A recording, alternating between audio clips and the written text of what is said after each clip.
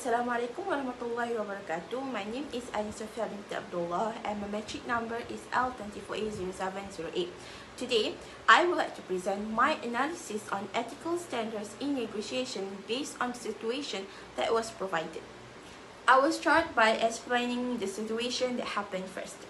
The situation involved a customer that purchased a pair of shoes at a store during a sale.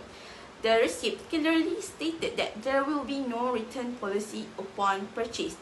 However, the customer chose to return the shoes to the store and asked for a refund after finding out that the shoes did not fit them properly after wearing them for a day. Due to the no return policy, the store workers declined the return. It then turned into a tight tension and uncomfortable environment when the customer became angry and started to yell at the store workers in front of other customers. To avoid the situation getting out of hand, the manager finally agreed to give the customer a refund. Next, let's analyze the situation based on the end user ethics, duty ethics, social contract ethics, and personalistic ethics. Firstly, end user ethics refers to the negotiations final results and if the individual's objectives are achieved. After negotiating with the store workers, the customer was able to get a refund. From the buyer's perspective, the negotiation was successful since they got their money back.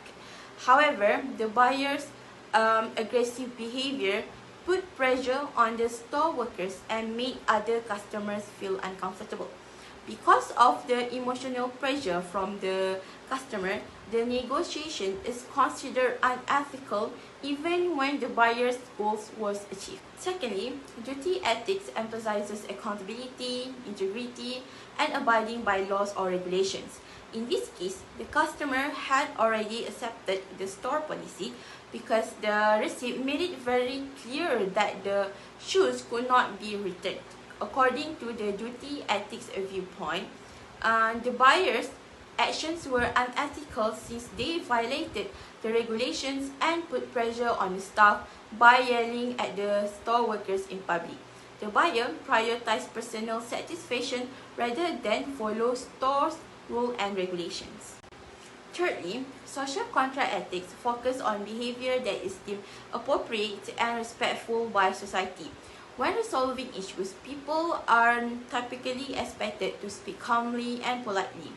In this case, the customer action would be seen as a negative behavior since hostile behavior might lead to conflict and humiliation. Additionally, it might make the store environment feels uncomfortable and harm the store's reputation.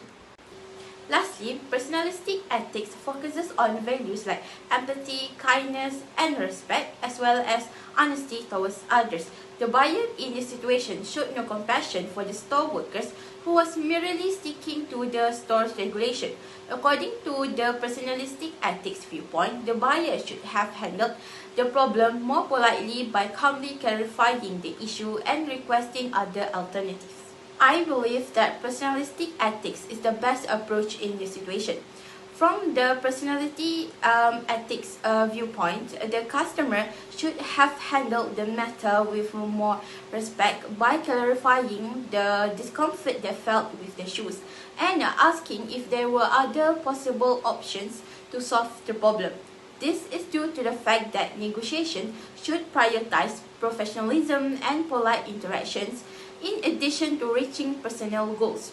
Using rage or emotional pressure is not as ethical or productive as having a calm and polite conversation.